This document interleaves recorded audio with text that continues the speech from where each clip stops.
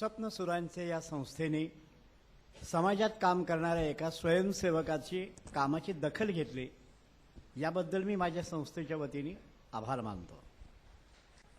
सुवर्ण महोत्सवी कार्यक्रमामध्ये 50 कार्यक्रमांची वाटचाल कशी झाली याचं वेगळं काही सांगण्याची गरज नाही आहे. गायक आणि श्रोते म्हणजे त्यांच्या मुखातून येणारा आवाज केवळ 2-3 विटीचंच अंतर शिल्लक राहील एवढं सगळं सभागृह ओसंडून वाहत आहे. ही त्यांच्या यशाची पावती आहे.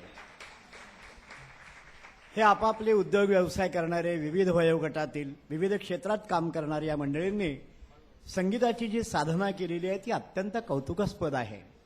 वास्तविक हे काही व्यावसायिक नव्हे, हे खरं सगळे हौशी कलाकार आहेत.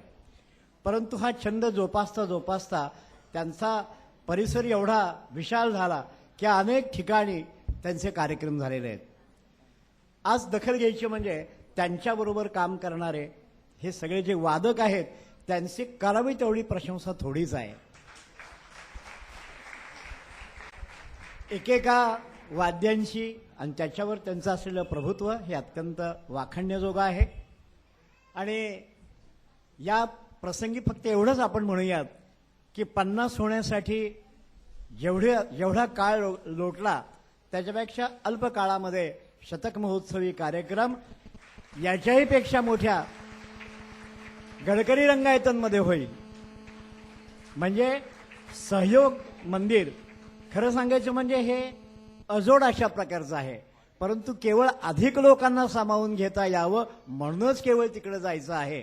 अन्यथा सांस्कृतिक केंद्र ठाण्याचं म्हणजे असा एकही शनिवार रविवार नाहीये की वर्षभरामध्ये इथे कार्यक्रम होत नाहीत. अत्यंत चोखंदळ श्रोते विद्वान म्हणजे 5 वर्षापासून 85 वर्षापर्यंतचा श्रोतृवर्ग आज या ठिकाणी उपलब्ध आहे. ही यांच्या यशाची पावती आहे. 50 झाले, 100 होतील आणि 500 साठी आमच्या हार्दिक शुभेच्छा आपल्या सर्वांच्या वतीनं मनपूर्वक धन्यवाद.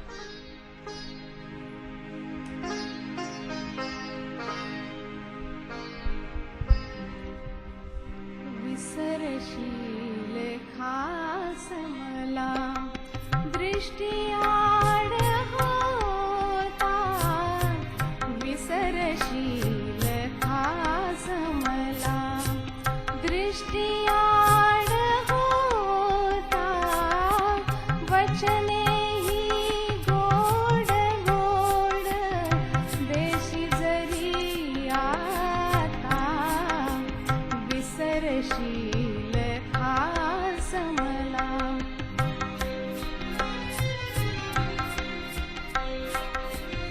दृष्टियाड झाल्यावर सृष्टी ही निराळी, व्यवसाय ही विविध विविध विषय भोवताली,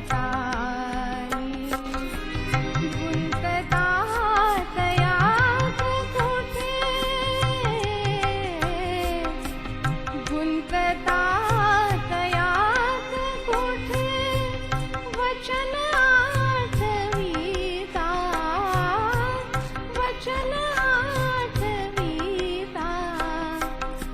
विसरशील खास मला.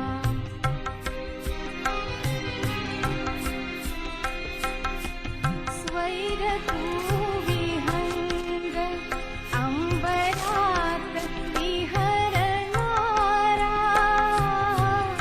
स्वैर तू विहंग अंबरात विहरणारा,